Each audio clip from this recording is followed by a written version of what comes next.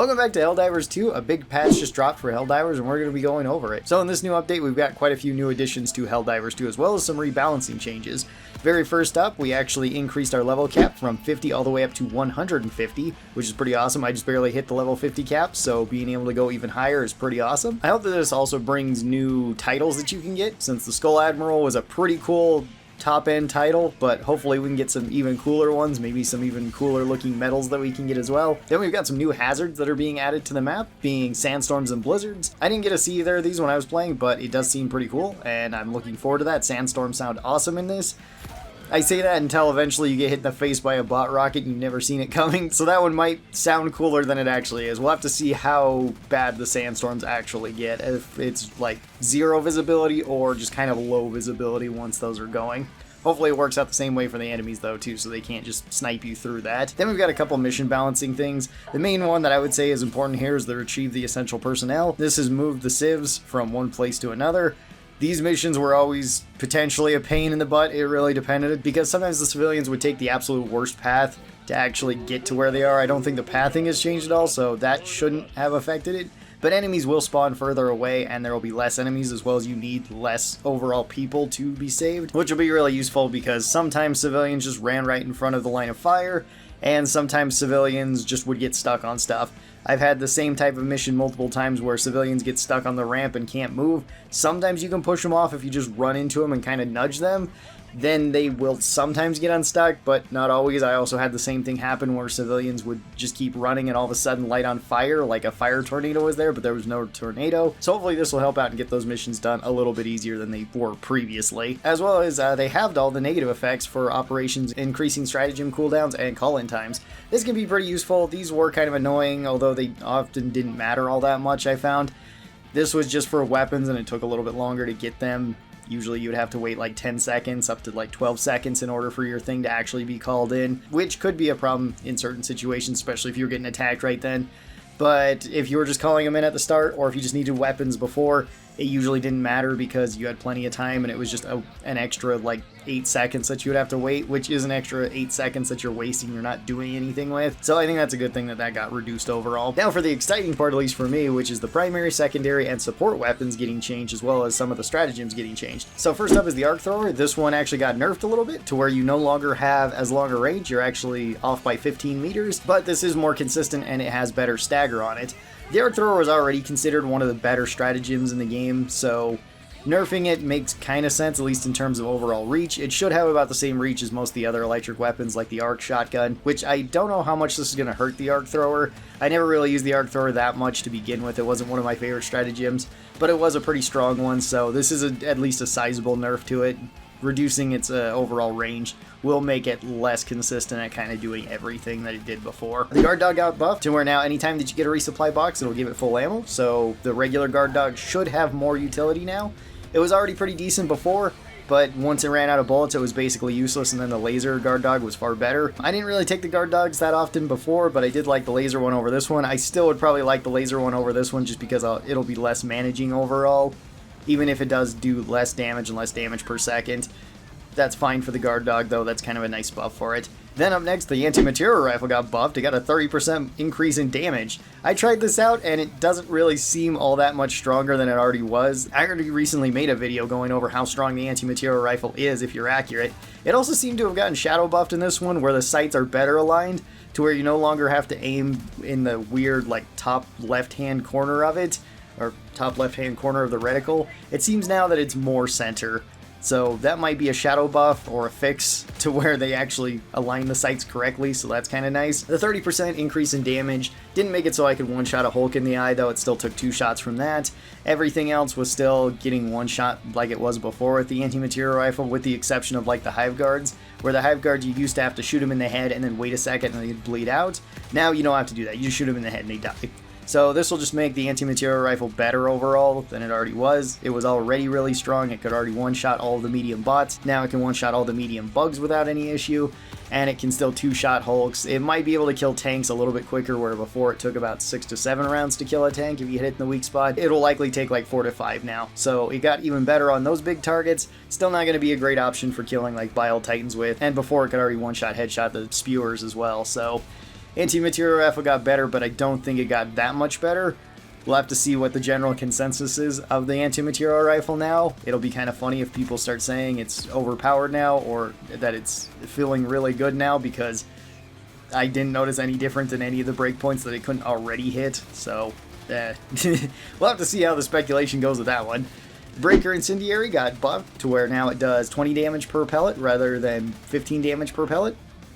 And that's kind of cool. I don't think the Breaker Incendiary is going to be changing its role, though. It was already good for spraying down small bugs, and it was kind of useful for putting fire onto enemies. Although fire is also getting buffed in this, so this might actually kill things like chargers a little bit quicker. It was already okay for fighting off certain bugs like the chargers and the medium bugs. It's still probably not going to be that great against bots, though. The fire shotgun and the spray and pray just isn't that great against bots in general. It'll still kill all the small ones, no problem, but medium ones, I don't think this is going to help it out immensely. Fire damage also got buffed, where it does 50% more damage from all ticks. This is from all sources, so this is the Incendiary Grenade, the Incendiary Breaker, and the Flamethrower. Flamethrower getting buffed is pretty cool. Flamethrower was already quite strong against bug missions. Still going to be pretty bad against bot missions, I would say, but that's okay. It just specializes in a different area. The Breaker Incendiary is also getting a secondary buff from this, so that's pretty awesome. And the Incendiary Grenade is also getting buffed, which I actually don't have unlocked. I haven't ever used it, so I don't know how great that's going to be. Might do a little bit more damage, might be able to kill things a little bit quicker. Either way, this is pretty awesome. This also might affect fire tornadoes too. I'm not entirely sure about that since it says from all sources. So if fire tornadoes are hitting enemies, that also might kill them a little bit quicker than I already would. This also might work against you too. I didn't really test that, although I did walk into a fire tornado like right away upon just trying out this new patch. Another big buff for a weapon is the Liberator Penetrator is actually getting buffed to where it can go full auto now, which is awesome. And rather than starting in burst fire mode like it did previously, it now starts in semi-auto mode, which I think is a huge buff. As well as I noticed one other thing is that is whenever you die and you reset, your weapon will always be set on whichever fire mode you had it on previously. So if you die with the Liberator Penetrator on full auto, the next time you come in, it will also be on full auto.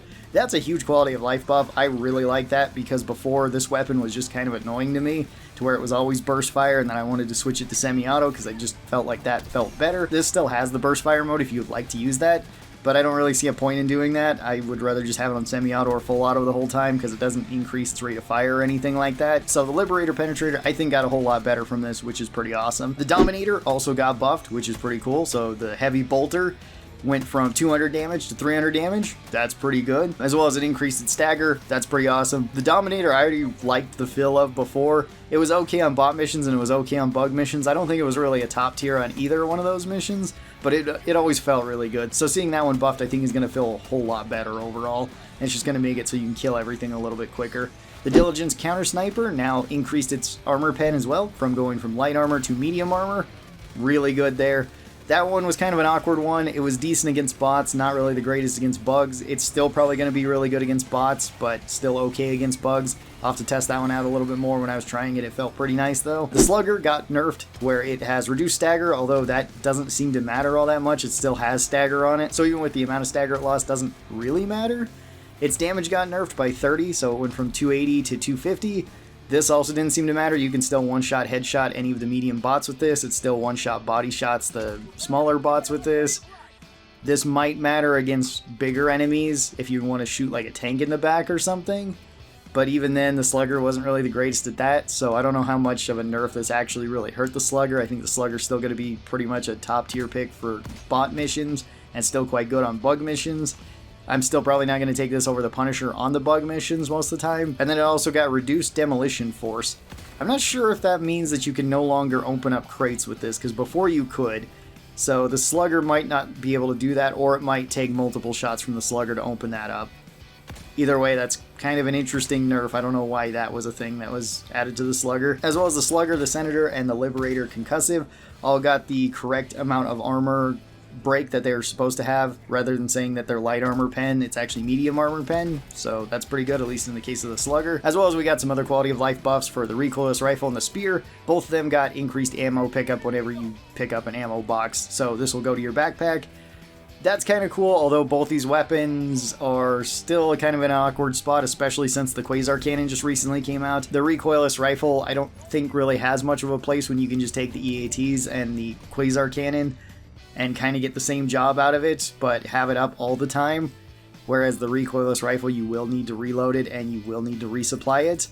Does have the faster rate of fire if you're using it as a team, but that's kind of the only thing that it has going for it. Spear has always been in kind of an awkward place, and sometimes it locks on, and sometimes it does exactly what you want it to do, and other times it just flies right past the enemy. So the Spear getting a buff is kind of cool, but I do think it needs something else, like a better guidance system or something on it. And then the last weapon change was the heavy machine gun, where its highest rate of fire is no longer 1200 rate of fire, it is now 950. This is still going to feel kind of awkward on the heavy machine gun.